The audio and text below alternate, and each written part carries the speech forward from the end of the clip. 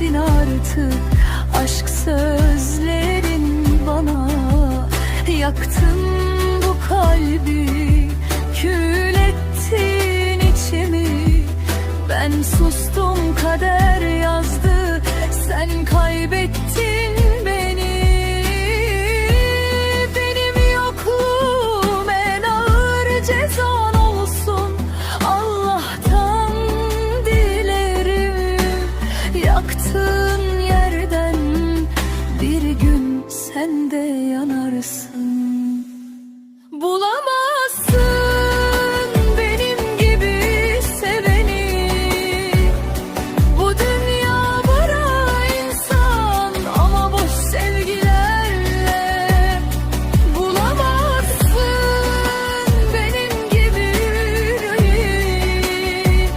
Ben gidiyorum, bensizlik sana mirasım olsun.